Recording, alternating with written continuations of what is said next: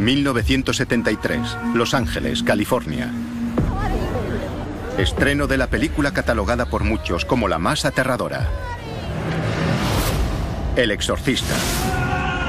Basada en la angustiosa historia de una niña poseída por un demonio y exorcizada por un sacerdote católico. La película horrorizó al público. Traumática. Espantosa. Escrita y producida por William Peter Blatty, convierte al demonio en el foco de atención. La gente que ve esta película ya no puede seguir negando la existencia del mal en el mundo actual. Más aterrador incluso que la película es el hecho de que está basada en hechos reales. Es el relato de un sacerdote sobre la posesión y exorcismo de un chico de una familia normal, ocurrido en St. Louis, Missouri, en 1949. Creo que la Iglesia intentó tapar el caso para no llamar demasiado la atención sobre el demonio. La Iglesia cree que la historia real confirma una posibilidad aterradora. Que el demonio es real y está activo en el mundo moderno, no solo en películas y novelas, y puede atacar a cualquiera, en cualquier lugar, en cualquier momento.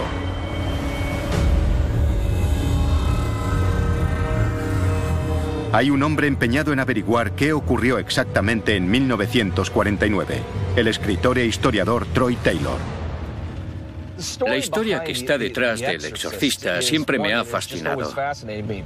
Nadie ha logrado explicarla, ni siquiera comprenderla. No sabemos si fue una auténtica batalla entre el bien y el mal. No sabemos si fue algún tipo de broma que se fue de las manos. Después de tanto tiempo, casi 60 años, todavía no hay respuestas claras. En su intento por averiguar si la posesión es un fenómeno auténtico, Troy ha contactado con uno de los participantes en los últimos días de aquel exorcismo. Greg Holewinski es un monje católico retirado de 93 años. Le agradezco que haya encontrado tiempo para hablar conmigo. Por primera vez, está preparado para hablar ante una cámara. Padece cáncer terminal y cree que el mundo debe oír su historia. Los sucesos que presenció siendo un hombre joven lo han atormentado toda su vida. ¿Puede contarme dónde estaba en abril de 1949? Trabajaba en el hospital Alexian Brothers de St. Louis, Missouri. Por aquel entonces tuvimos un episodio que el hospital intentaba mantener en secreto. Investigué un poco y averigüé que teníamos a un chico que podría estar poseído por el demonio. ¿Estuvo usted involucrado en el exorcismo? Lo estuve. El chico estaba aislado bajo llave en una habitación de las plantas superiores del hospital. La primera noche que subí vi a un chico en la cama. Había 3 sacerdotes, los exorcistas. Tenía los ojos cerrados. Reaccionó de manera diferente cuando tuvo lugar la posesión.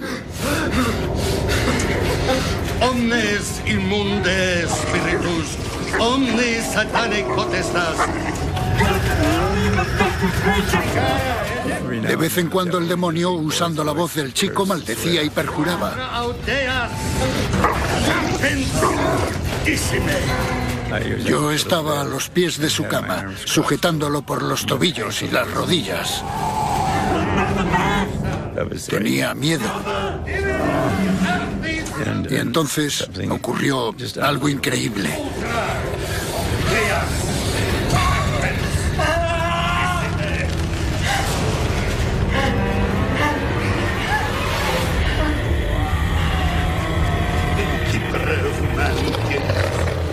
Sentías el poder del demonio. Vi levitar el cuerpo del chico. Lo que yo vi fue real. Lo que toqué fue real. Fue una experiencia que nunca olvidaré. Una de las teorías para explicar el caso es que el chico fingía las señales de una posesión. ¿Cree usted que el chico podría haber fingido todo aquello? ¿Qué va? Cualquiera con sentido común que hubiese entrado en aquella habitación vería que no estaba fingiendo. Greg es testigo de otra aparente demostración de poderes sobrenaturales. Durante los periodos de posesión, el sacerdote lleva una estola, una prenda de seda fina. El demonio, usando la mano del chico, agarró y destrozó ese paño de seda.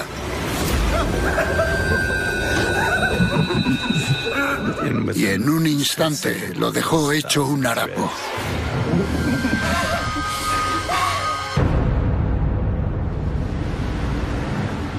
Lo que Greg presencia parece imposible de fingir. No parece que se tratase de un fraude de ningún tipo, pero ¿qué pudo ocurrir para que esta familia y estos sacerdotes tuviesen que practicar un exorcismo que se prolongó meses? ¿Podrá ofrecernos una respuesta a la ciencia o realmente hay fuerzas oscuras detrás de todo esto?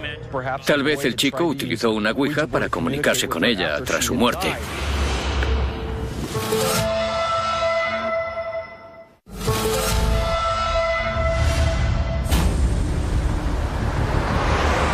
Troy Taylor intenta separar ficción de realidad en la historia real que se oculta tras la película El Exorcista.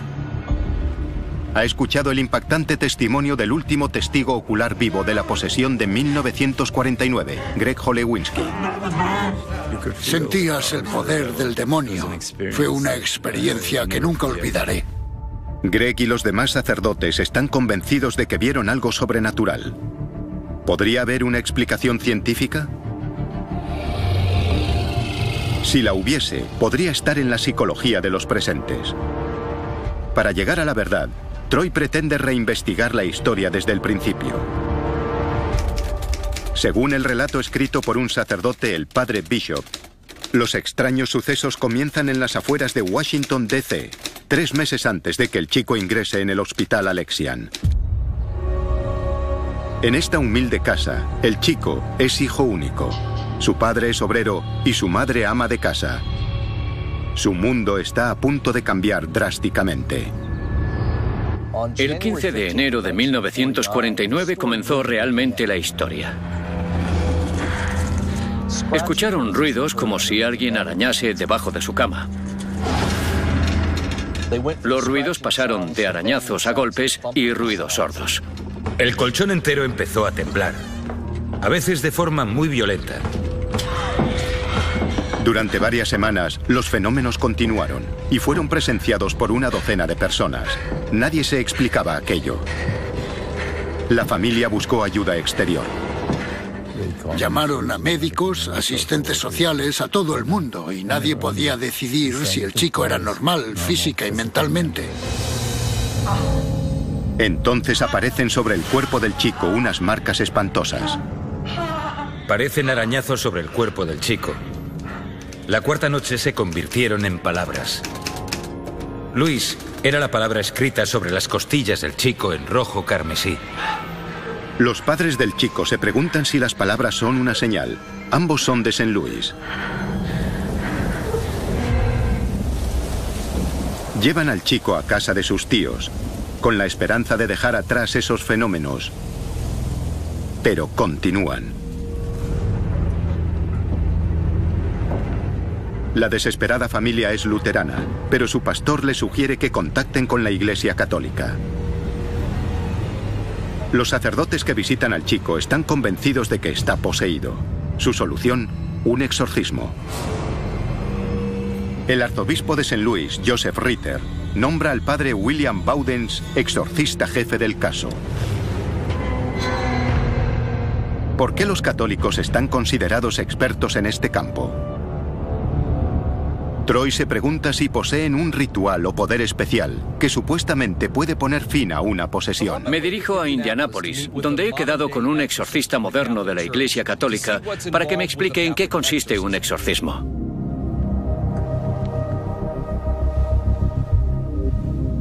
El padre Vincent Lampert, de la diócesis de Indianápolis, es uno de los más de 50 exorcistas católicos de los Estados Unidos.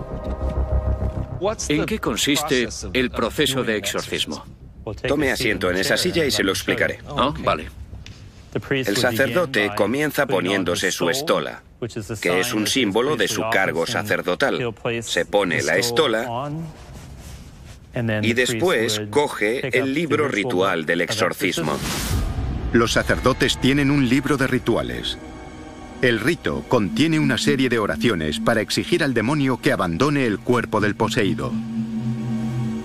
El rito se remonta a 1614, pero fue revisado por el Vaticano en 1999.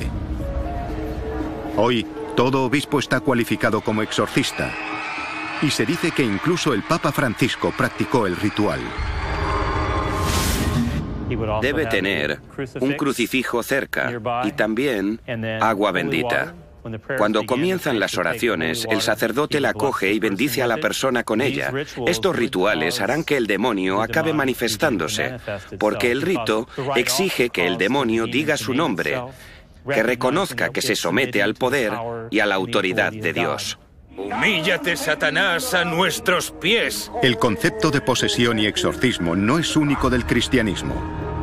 En todo el mundo, otras religiones han desarrollado rituales similares para expulsar a espíritus malignos. El rito católico empleado hoy tiene sus raíces en tiempos de Jesucristo, hace 2000 años. ¿Qué ven los sacerdotes para justificar un diagnóstico de posesión? Hay determinados criterios que la Iglesia busca para validar un caso como posesión demoníaca auténtica. La aversión al agua bendita, la Biblia, el crucifijo. Hay muchas formas en las que el mal se manifiesta. Puede ser a través de la levitación, cambios en el rostro, fuerza sobrehumana. Troy se pregunta si los rituales descritos por el padre Vince se utilizaron en 1949 y si tuvieron efecto. Según el diario, el 16 de marzo de 1949, en el dormitorio de la casa de St. Louis, el padre Bowden comienza el exorcismo. El chico reacciona violentamente a los símbolos sagrados, tal y como esperaban.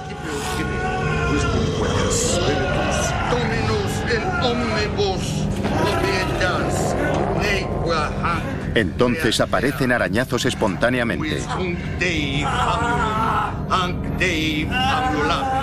3 líneas paralelas largas aparecen marcadas en el estómago del chico.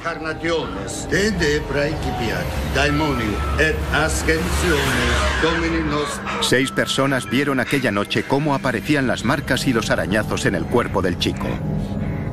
Además de la violencia, están convencidos de que se trata de una reacción extrema a las oraciones y símbolos sagrados.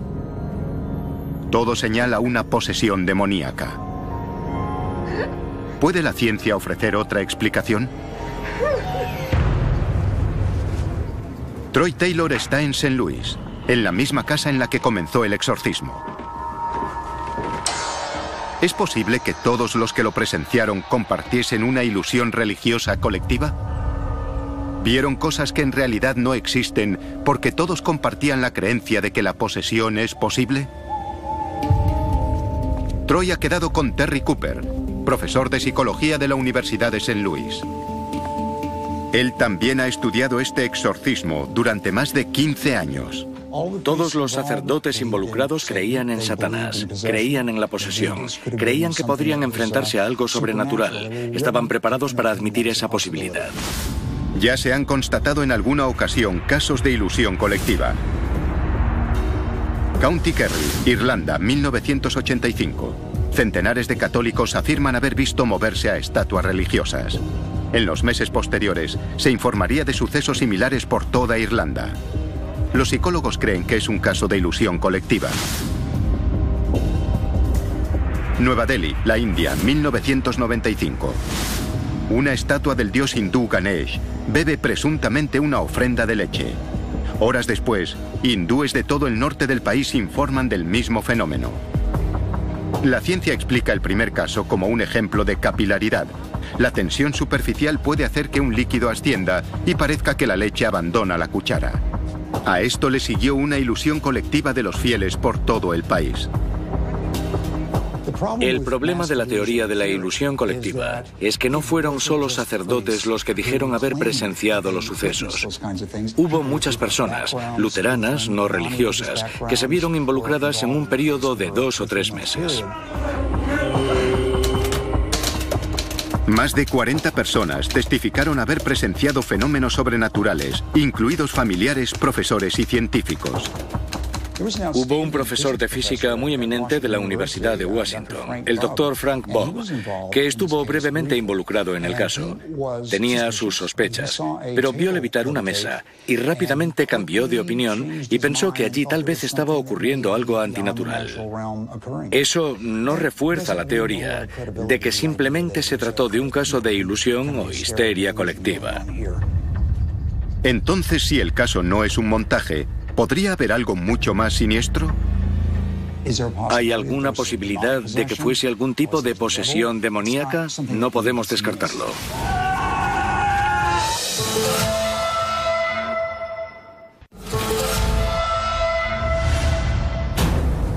Durante marzo y abril de 1949, el exorcismo de St. Louis prosigue. Las señales de la posesión continúan, como describe el relato del sacerdote. El chico era muy violento. Le rompió la nariz al señor Halloran. Troy Taylor intenta desenterrar los hechos que hay tras esta historia. ¿De verdad estuvo el demonio en St. Louis o hay una explicación científica? Me parece que con las respuestas que han surgido, no creo que fuese un engaño. No creo que hubiese ningún tipo de fijación religiosa, de obsesión o algo así. Por el contrario, algunas de las cosas que se cuentan me han hecho pensar que podría haber más de lo que yo pensaba. La siguiente línea de investigación es la enfermedad mental, una dolencia denominada trastorno de identidad disociativo, conocido habitualmente como trauma infantil extremo. Lleva a una persona a experimentar múltiples personalidades. Una variante, el trastorno de la posesión, está documentado en todo el mundo. Esta mujer de Pakistán exhibe los síntomas típicos. Cree haber sido poseída por un demonio. ¿Es posible que le ocurriese lo mismo al chico de St. Louis? Vamos al cementerio Freedom en North Broadway, St. Louis, donde hemos quedado con Mike Madonna. Ha realizado una interesante investigación sobre los familiares del chico.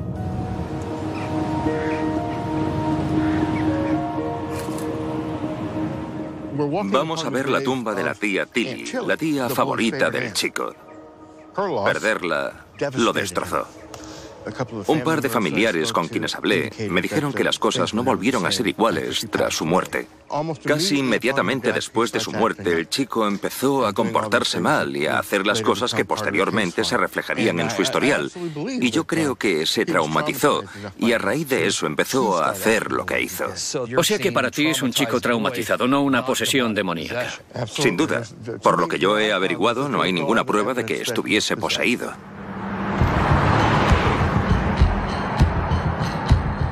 Troy visita de nuevo al psicólogo Terry Cooper. ¿Respaldará él la teoría de trastorno emocional de Mike Madonna o habrá algo más siniestro detrás? La muerte de la tía fue difícil, sin duda, pero dudo que crease el tipo de crisis que produciría un trastorno de identidad disociativo. Esto es algo que se trata con una psicoterapia tediosa, a largo plazo, y no fue así. Además, ese trastorno no viene equipado con cosas como volar por la habitación, mover camas y demás. Esas cosas van más allá de los trastornos psicológicos, si nos tomamos en serio la declaración de 48 personas que dijeron que habían ocurrido. ¿Hay alguna posibilidad de que se tratase de una posesión demoníaca? ¿De que fuese el demonio? No es algo que podamos descartar. Troy debe enfrentarse a la desconcertante posibilidad de la posesión demoníaca y a que realmente pueda haber ocurrido en St. Louis en 1949. ¿Cómo puede un demonio invadir el cuerpo de un chico aparentemente inocente? Troy traslada la pregunta al padre Vince. ¿Qué tipo de cosas pueden llevar a que alguien sea poseído? Podrían ser relaciones con lo oculto. Podría ser consecuencia de que alguien recibiese una maldición, de que alguien haya invitado a un demonio a su vida. E incluso una ouija puede provocar que alguien se abra a la posibilidad de una posesión demoníaca. De vuelta en St. Louis, Troy descubre que la tía Tilly era espiritista.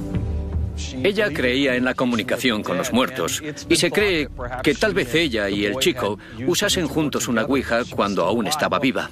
Una vez fallecida, tal vez el chico intentó usar la ouija para comunicarse con ella de nuevo. Si una ouija puede ser un portal para el demonio, ¿podría expulsarlo un sacerdote? Tras un mes en St. Louis, los padres del chico empiezan a desesperarse. Para ayudar en el exorcismo, la iglesia convence a la familia para que se convierta al catolicismo. El 10 de abril de 1949, el chico es trasladado al hospital Alexian, donde Greg Holewinski se ve obligado a enfrentarse a la realidad de lo que experimenta. En la segunda noche con el chico, me quedé solo y el demonio lo poseyó. De repente, el maligno cogió una jarra y la destrozó en 1000 pedazos.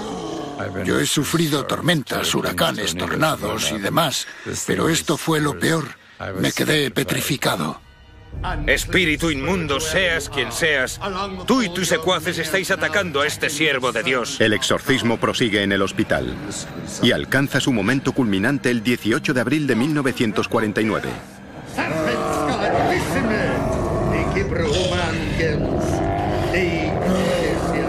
Se resistió cuando le obligaron a coger el crucifijo en la mano. Los símbolos sagrados causaron gran dolor al chico, pero el demonio siguió luchando. Se hicieron varios intentos para administrar la Sagrada Comunión al chico. Todos ellos fracasaron. Entonces, a las 7:45 de la tarde, según los sacerdotes, una voz angelical surgió desde detrás de sus cabezas. Satanás, soy el arcángel San Miguel. Te ordeno, Satanás, en el nombre del Señor, que te marches ya, ya, ya.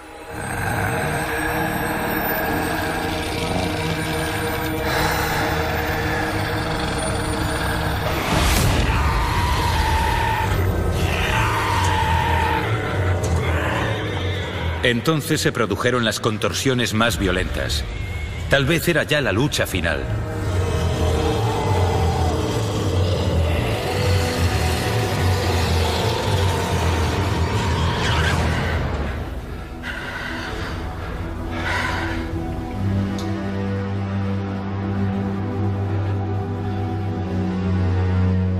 Siete u 8 minutos después, el chico, con un tono de absoluto alivio, dijo: se ha ido.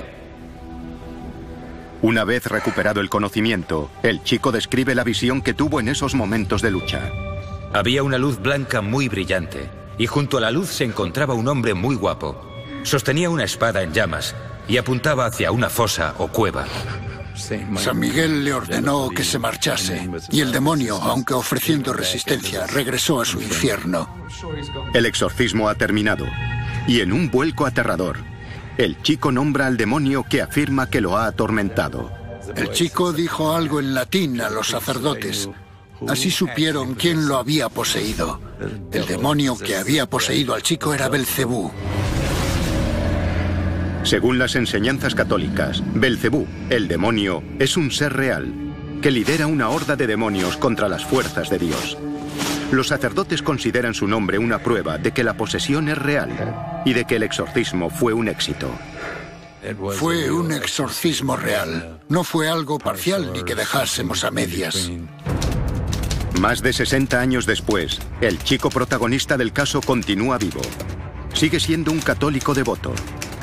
Rechaza aparecer ante las cámaras y nunca ha hablado en público sobre sus experiencias. Aunque los escépticos niegan que el demonio tuviese relación con el caso, el padre Vince está convencido de que ese rechazo abre una puerta al mal. El mayor logro del demonio ha sido convencer a la gente de que no existe, porque si la gente no cree que existe, entonces, en cierto sentido, él tiene vía libre, puede moverse por donde quiera y actuar sobre las personas sin que ellas lo sepan. Troy empezó esta historia siendo escéptico, pero después de lo aprendido, empieza a tener dudas. Hasta que no hablé con el hermano Greg sobre los momentos finales del exorcismo, no quise aceptar la idea de que este caso tenía algo de sobrenatural. Él estuvo allí, fue testigo presencial, y después de hablar con él, creo sinceramente que algo muy extraño ocurrió en St. Louis en 1949. Yo creo que el demonio sigue aquí.